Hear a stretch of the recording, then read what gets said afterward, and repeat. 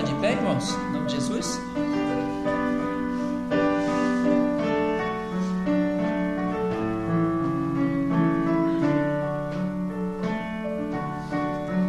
Dois discípulos no caminho de Emaús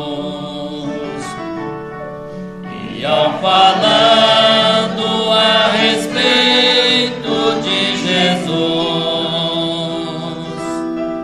Um viajante dele se aproximou, não perceberam que era o meigo Salvador. Fica conosco, nosso amado e bom Jesus. Fica conosco pelo seu imenso amor. Como os discípulos te pediram na aldeia de Emaús. Fica conosco, nosso amado e bom Jesus. Eles falavam a respeito de Jesus. Varão profeta que foi poderoso em obras diante de Deus e todo o povo. Aleluia! Este Jesus ainda hoje nos conduz. Fica conosco, nosso amado e bom Jesus.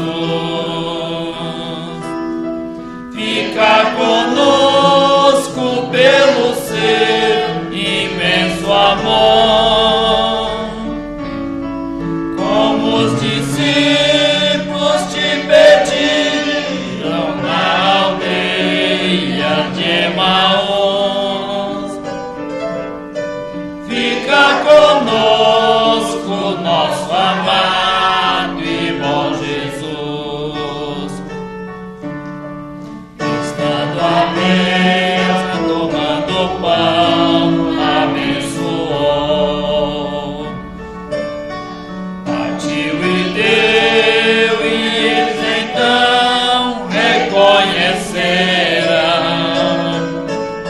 cheios de gozo em ver o Filho de Deus.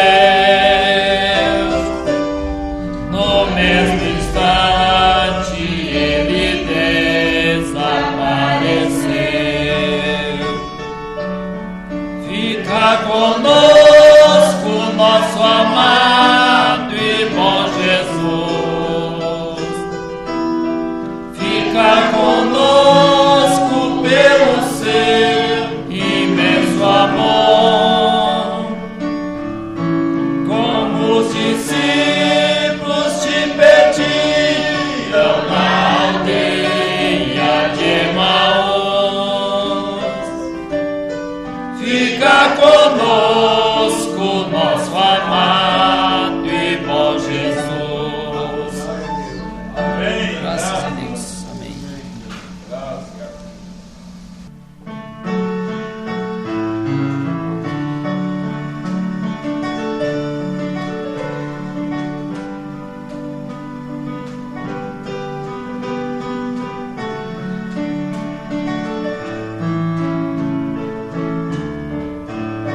Jesus ia caminhando, descendo pra Jerusalém.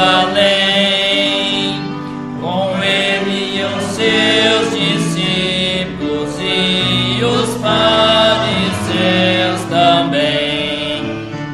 Discípulos que alegraram, cantavam e davam louvor, dizendo: bendito é o Rei que vem em nome do Senhor.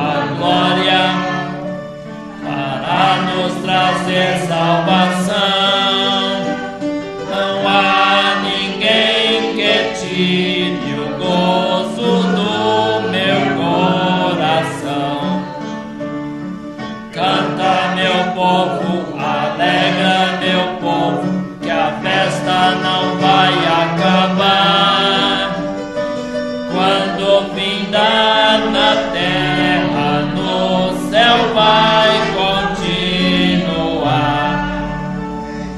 Amém. Graças a Deus.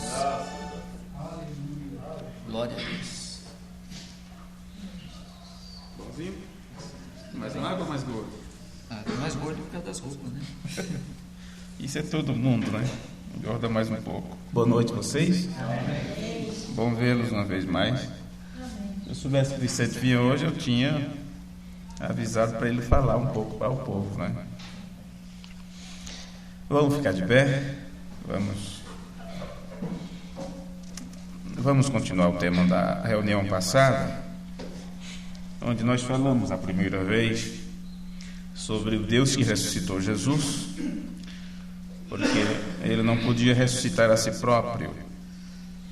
E no culto passado falamos sobre Deus mesmo ressuscitando sua igreja.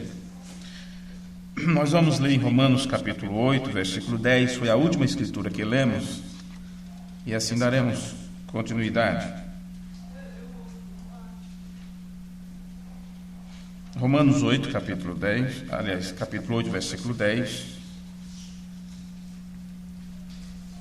O apóstolo Paulo escreveu assim: E se Cristo está em vós, o corpo na verdade está morto por causa do pecado, mas o Espírito vive por causa da justiça.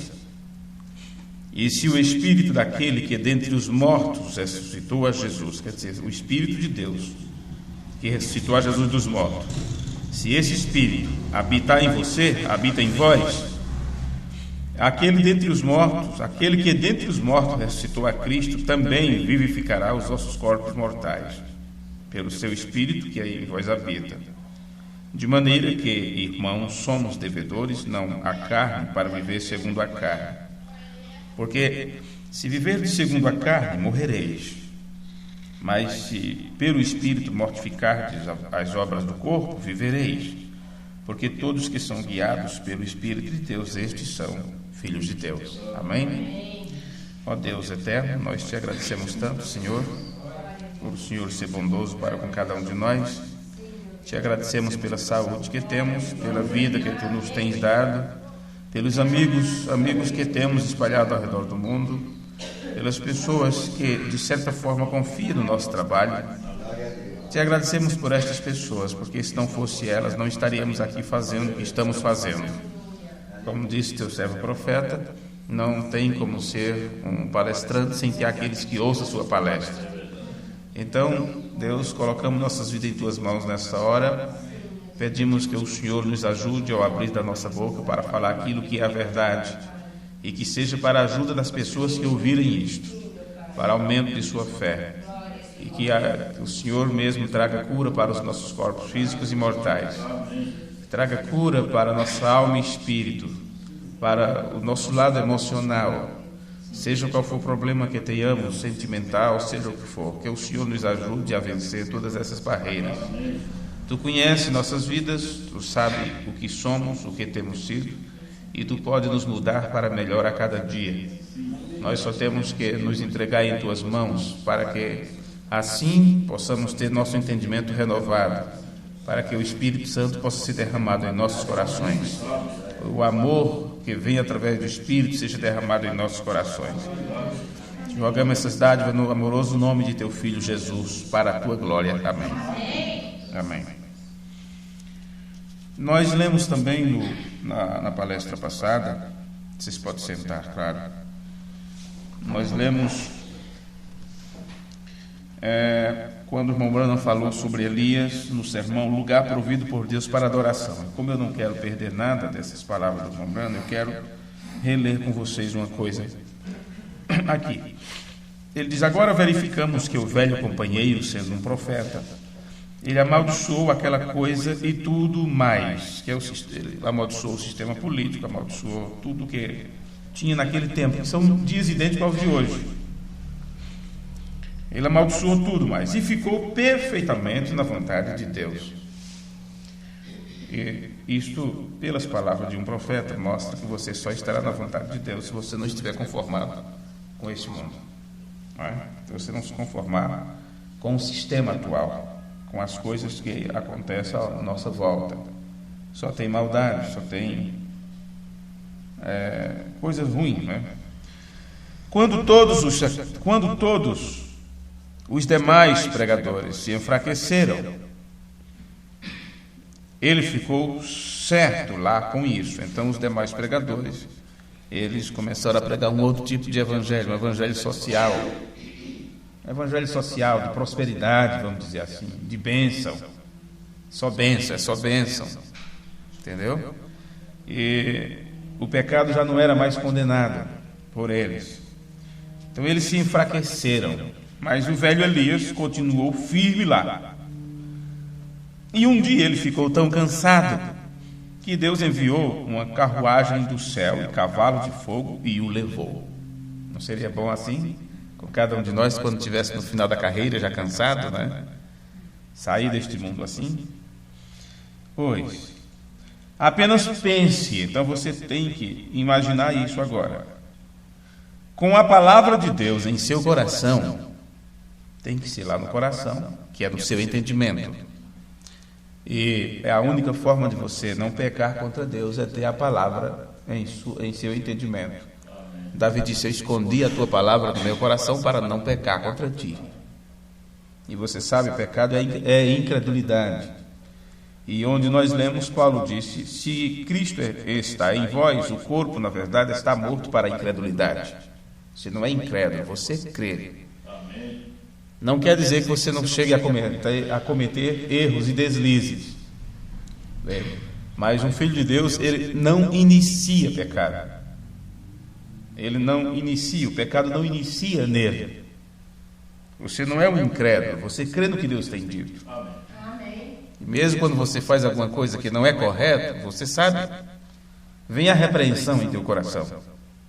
Vem a repreensão em tua alma. Você sabe, eu não deveria ter feito isso. Por que eu fiz isso? Deveria ter resistido isso, deveria ter procurado outro caminho. Então, claro, aí você procura melhorar. Você não prossegue, não é? E assim vai. Então ele diz: agora pense nisso, com a palavra de Deus em seu coração. Ele, se referindo a Elias, se tornou tão cheio daquele poder vivificador que o vivificou, quer dizer, deu vida. Porque para sair desta dimensão e ir para a dimensão do espírito, a dimensão espiritual, você tem que receber uma carga muito grande. Porque com esse corpo não vai. Carne e sangue não é do reino dos céus. Para você sair dessa dimensão, da terceira dimensão, né? Já que a quarta dimensão pertence à ciência, a quinta dimensão é inferno. Sexta dimensão, lugar da região dos salvos, daqueles que estão aguardando ir para a sétima dimensão. Então, para você sair dessa dimensão, você tem que sair, tem que haver alguma coisa. Você tem que deixar esse corpo para trás como um veículo que está quebrado e entrar em outro corpo. E entrar em outro corpo. Paulo disse isso. Paulo disse: essa casa se desfará. É não abrir e fechar de olhos. Você sai desse corpo e já entra no outro. E ele disse: há corpos celestes e corpos terrestres. Um é a glória do celeste, outro é a glória do terrestre. Então você não pode sair desta terra para uma dimensão, dessa dimensão humana, vamos dizer assim, porque a gente fala sair desta terra. Mas quando saímos dessa terra, vamos para onde? Vamos para o céu. Ora, onde é o céu? Lembrando disso, o céu é aqui. É questão de dimensão diferente. Questão de dimensão, é velocidade diferente.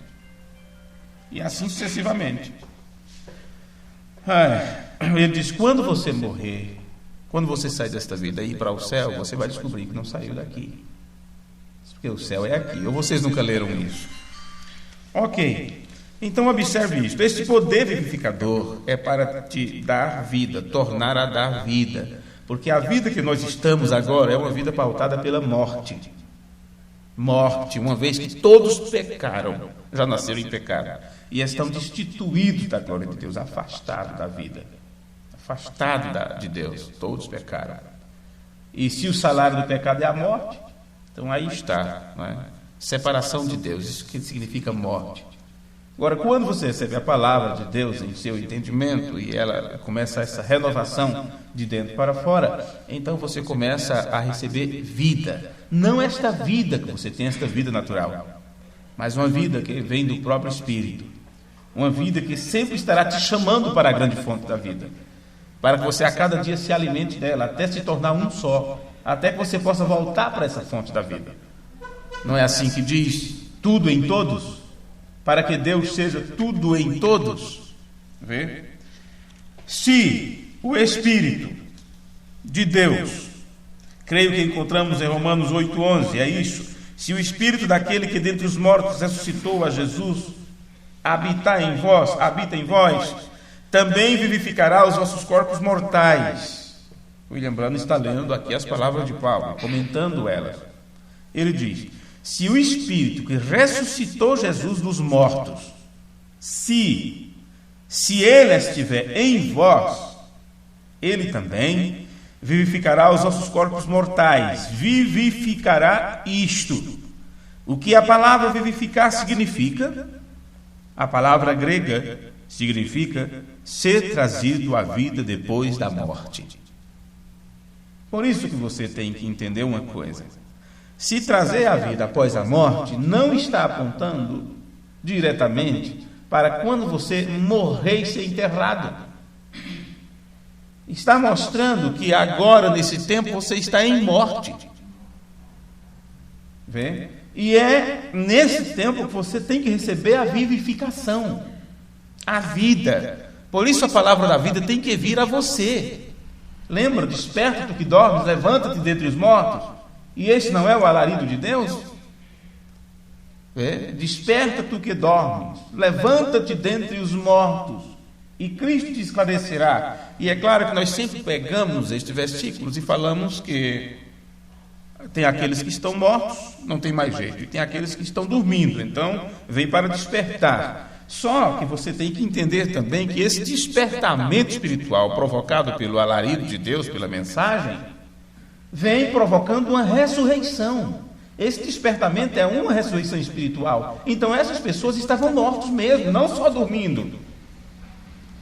E dormindo também, porque no sentido das palavras de Jesus, aquela moça que estava morta, ele disse o quê? Ela dorme. Não foi assim? Ela dorme. Veja. Então você percebe que é nesse tempo, quando você estava morto em ofensas e pecado, que ele então vivifica você, te dá vida. E esta vivificação, ou essa ressurreição que Deus te dá hoje, quando você abraça o seu ensino e você abraça a palavra de Deus, é isto que vai, no momento da ressurreição do corpo, é este poder que está lá para te levantar. Por isso foi ensinado para você por um profeta que o corpo de Eliseu estava tão cheio do poder vivificador que quando, tempos depois, morreu um soldado e jogaram o soldado na cova de Eliseu e ele tocou nos restos mortais de Eliseu, não é? Aquela pessoa voltou a viver. E onde estava o poder que o fez viver? Estava nos ossos, estava nos restos mortais do velho profeta.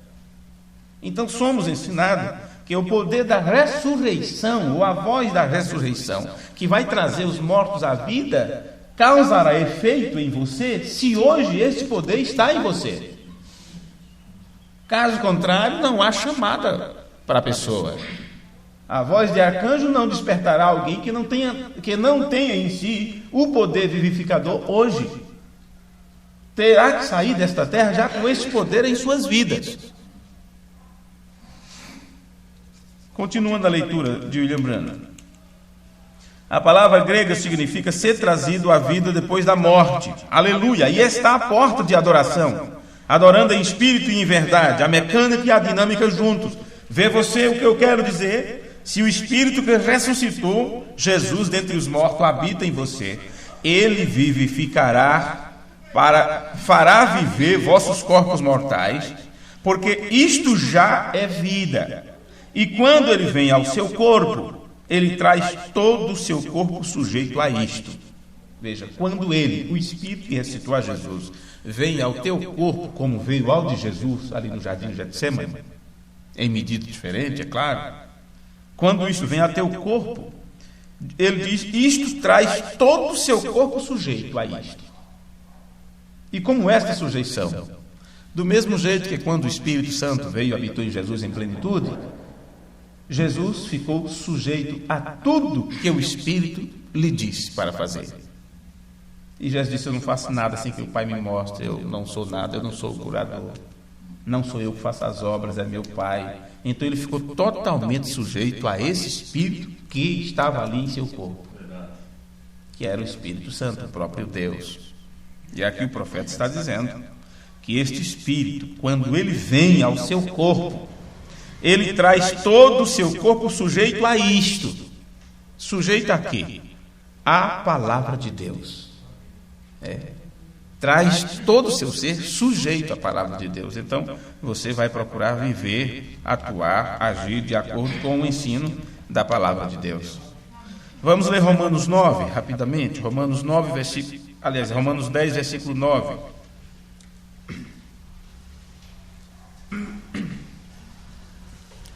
É já esta terceira palestra que estamos falando sobre ressurreição, começando dizendo que Jesus não ressuscitou a si mesmo, né? Foi Deus que o ressuscitou. Romanos 10, versículo 9. A saber, quer dizer, saiba, você tem que saber disso, entenda essas coisas. Se com a tua boca confessares a Jesus Cristo, o que é confessar? Quem lembra o que significa a palavra confessar? Dizer o mesmo. Confessar é dizer a mesma coisa. Não adianta você fazer uma coisa e confessar outra.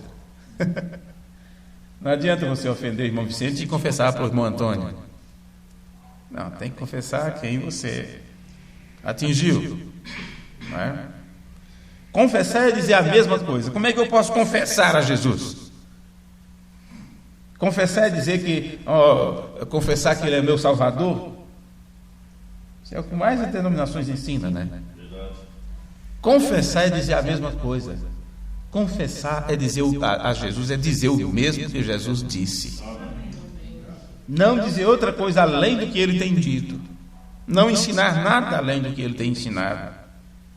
Se com a tua boca confessares ao Senhor Jesus, e em teu coração, que é no teu entendimento, creres que Deus o ressuscitou dentre os mortos, serás salvo.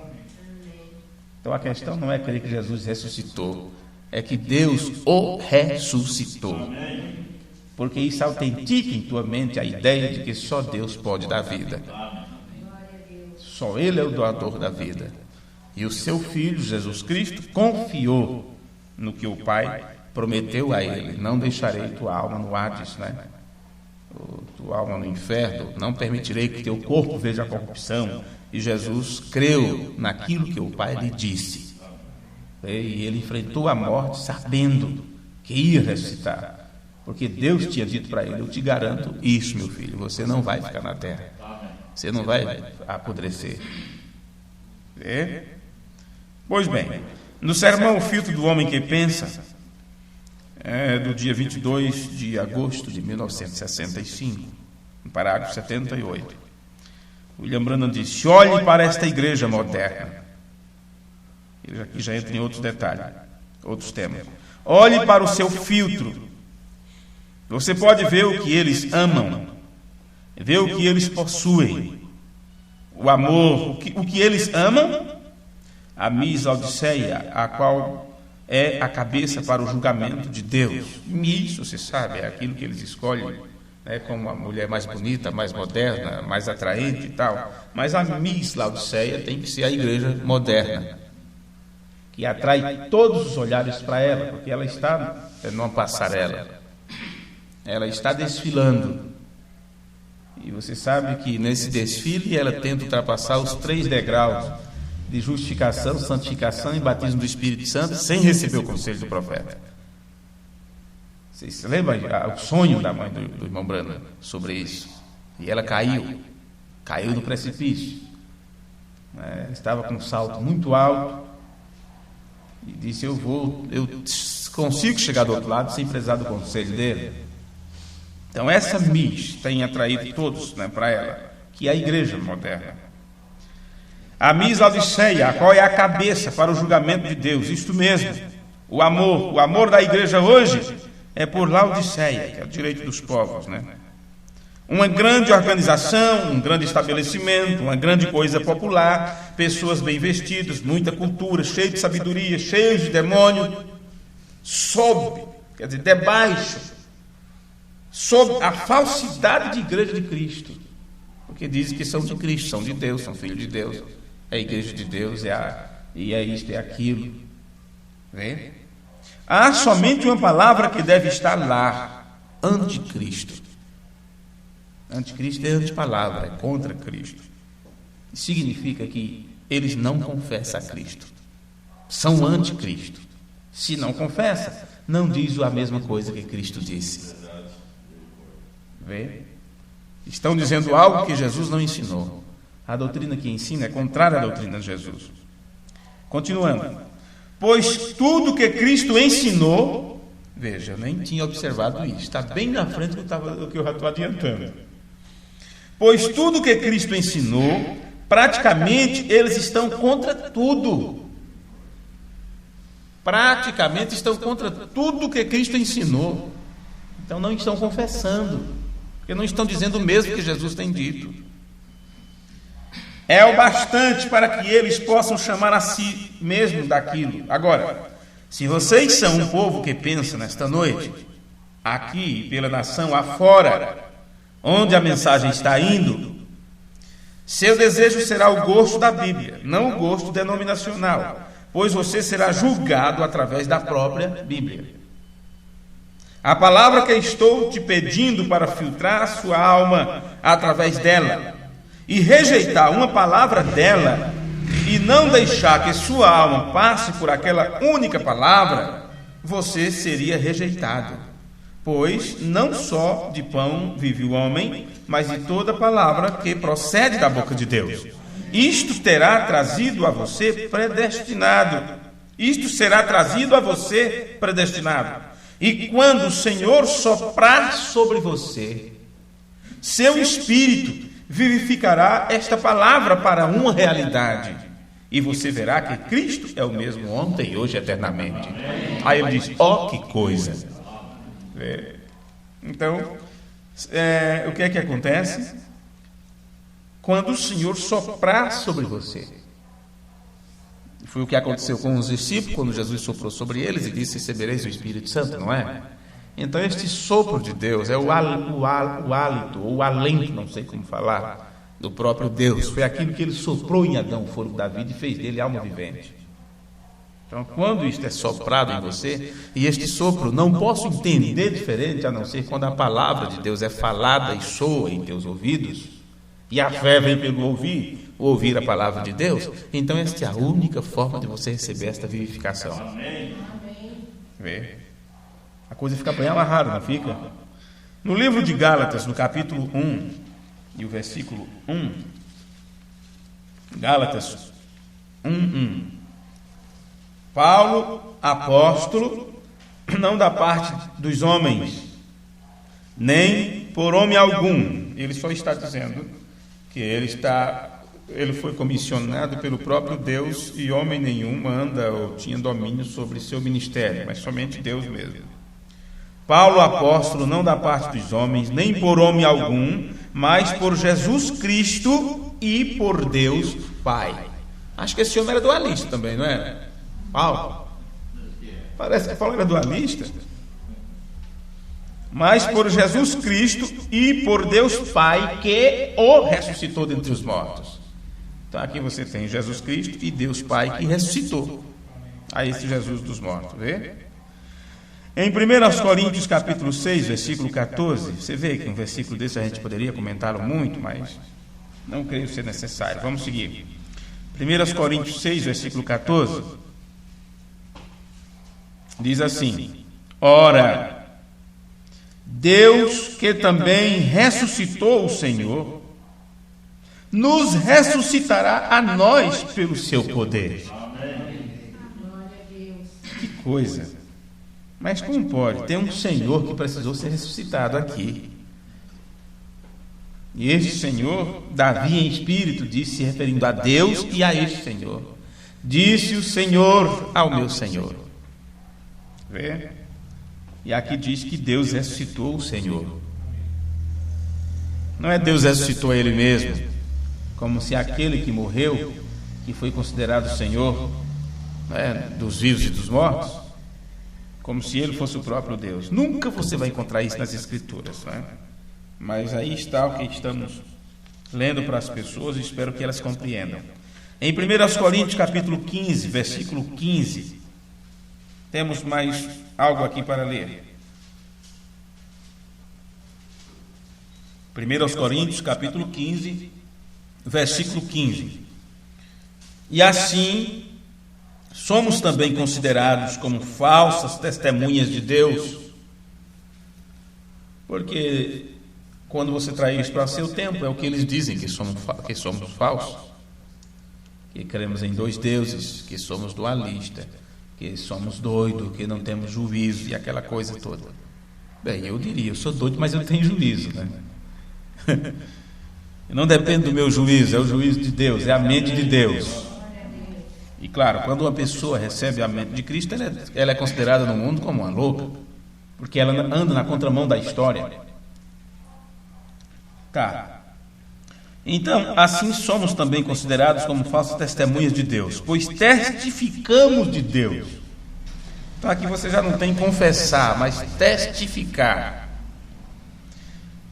Testificamos de Deus que ressuscitou a Cristo, ao qual, porém, não ressuscitou, se na verdade os mortos não ressuscitam. Porque se os mortos não ressuscitam, também Cristo não ressuscitou. E se Cristo não ressuscitou, é vã a nossa fé, e ainda permaneceis nos vossos pecados. E também os que dormiram em Cristo estão perdidos. Se esperamos em Cristo só nesta vida, somos os mais miseráveis de todos os homens, mas de fato Cristo ressuscitou dentre os mortos, e foi feito as primícias dos que dormem. Porque assim como a morte veio por um homem, também a ressurreição dos mortos veio por um homem. Porque assim como todos morrem em Adão, assim também todos serão vivificados em Cristo, mas cada um por sua ordem. Cristo, as primícias. Depois, os que são de Cristo, na sua vinda, ou na sua parúcia. Depois virá o fim, quando tiver entregado o reino a Deus, ao Pai. E quando houver aniquilado todo o império e toda a potestade e força, porque convém que reine até que haja posto a todos os inimigos debaixo dos seus pés. Ora, o único inimigo que há de ser aniquilado é a morte, porque todas as coisas sujeitou debaixo de seus pés. Mas quando diz que todas as coisas lhes estão sujeitas, claro está que se excetua aquele que lhe sujeitou todas as coisas. Bem, aqui você já conhece a explicação sobre isso. Talvez as pessoas leem e passam por alto, certo? Mas aqui diz que Deus, ao colocar Jesus sobre a sua destra, e disse: assenta-te à minha destra até que eu ponha os inimigos debaixo de teus pés. O Filho de Deus, o Cordeiro de Deus, ele permanece no trono enquanto o Pai desce para fazer um trabalho aqui na terra. O Espírito Santo, colocando as coisas debaixo aos pés de Jesus, e o último inimigo a ser vencido é a morte. Então, quando tudo estiver debaixo dos pés de Jesus, e o Pai termina esse seu trabalho de sujeitar todas as coisas aos pés de Jesus, todas as coisas menos Ele, menos Deus mesmo, porque Ele sempre estará acima de Jesus, como seu cabeça. Então, depois que tudo isso, quando concluir esta parte, diz: e quando todas as coisas lhe estiverem sujeitas, então também o mesmo Filho, o mesmo Jesus Cristo, se sujeitará àquele que todas as coisas lhe sujeitou, para que Deus seja tudo em todos, e assim sucessivamente. No sermão ao nascer do sol, disse William Branham no parágrafo 71, no livro original em inglês: você que uma vez estava morto em pecado e transgressões, e na escuridão ele tem vivificado, pelo quê? Pelo seu Espírito que ressuscitou a Jesus na manhã da Páscoa dentre os mortos. E se ele habita em seus corpos mortais, agora observe, também vivificará, traz a vida, tornando-o sujeito à palavra. Agora, como que você pode alegar ter esse espírito e afastar-se para longe da palavra? Você está vivificado por mais alguma coisa? Pois isto vivificará os vossos corpos mortais para a palavra. Certamente que irá. Você não pode continuar sem isto. Você só vai soltar faíscas se você não crê em tudo isto. Se você tiver parte gasolina, parte água, você não irá a lugar nenhum. Vê? Você tem que tomar gasolina 100%. Se você não fizer isto, você está frustrado. Você não tem nenhum poder. Vê? Mas eu creio nisso, mas eu creio naquilo. E corre de um lado, corre para outro, mistura tudo. Você não está indo a lugar nenhum. Mas, quando você tomar a plenitude, deixe-o iluminar sobre isto. Cada palavra é a verdade. Amém. Você vê? Sermão ao nascer do sol. O apóstolo Paulo disse em 2 Coríntios 4, versículo 14: sabendo que o que ressuscitou o Senhor Jesus, nos ressuscitará também por Jesus e nos apresentará convosco. Então, o mesmo que ressuscitou a Jesus, nos ressuscitará também, disse Paulo. Então é Deus quem faz tudo, né? Quem faz tudo. Falamos isso no culto passado. Em Colossenses capítulo 2, versículo 12, aos Colossenses 2, 12. Sepultados com ele do batismo, nele também ressuscitaste pela fé no poder de Deus que o ressuscitou dentre os mortos. Quando vós estáveis mortos nos pecados e na incircuncisão da vossa carne, vos vivificou juntamente com ele, perdoando-vos todas as ofensas. Amém. Agora vamos para 1 Pedro 1, versículo 18. 1 Pedro 1, 18. Está escrito: sabendo, quer dizer, você tomou conhecimento disso, sabendo que não foi com coisas corruptíveis, quer dizer, que perecem, como prata ou ouro, que fostes resgatados da vossa vã maneira de viver, que por tradição recebeste dos vossos pais, mas com o Espírito Santo de Cristo, como de um cordeiro imaculado e incontaminado, o qual, na verdade, em outro tempo foi conhecido ainda antes da fundação do mundo, mas manifestado nesses últimos tempos por amor de vós, e por ele credes em Deus que o ressuscitou dentre os mortos, e lhe deu glória, para que a vossa fé e a esperança estivessem em Deus, purificando as vossas almas pelo batismo na obediência à verdade, para o amor fraternal não fingido. Amai-vos ardentemente uns aos outros com um coração puro, sendo de novo gerados, não de semente incorruptível, mas da incorruptível, pela palavra de Deus, viva e que permanece para sempre, porque toda carne é como a erva, e toda a glória do homem como a flor da erva. Secou-se a erva e caiu a sua flor, mas a palavra do Senhor permanece para sempre. E esta é a palavra que entre vós foi evangelizada. Não preciso de comentar, uma leitura tão clara, né? Fiquem de pé. Vamos ler a última escritura em 1 Tessalonicenses 1, versículo 5. 1 Tessalonicenses. Está escrito assim: porque o nosso evangelho não foi a vós somente em palavras. 1 Tessalonicenses 1, versículo 5. Mas também em poder, e no Espírito Santo, e em muita certeza, como bem sabeis quais fomos entre vós, por amor de vós. E vós fostes feitos nossos imitadores e do Senhor, recebendo a palavra em muita tribulação, com gozo do Espírito, de maneira que fostes exemplo para todos os fiéis da Macedônia e Acaia, porque por vós soou a palavra do Senhor, não somente na Macedônia e Acaia, mas também em todos os lugares a vossa fé para com Deus se espalhou. Quer dizer, eles continuaram a dizer a mesma coisa, a confessar Jesus. De tal maneira que já dela não temos necessidade de falar alguma coisa. Aqueles irmãos já estavam maduros, você vê que coisa bonita?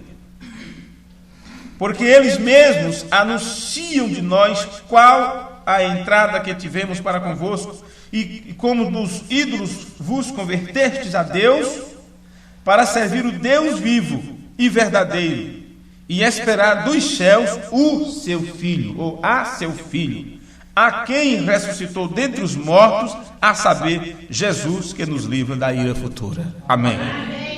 Irmão Vicente, oficiais da oração final. Irmãos, até a próxima reunião. Deus abençoe vocês.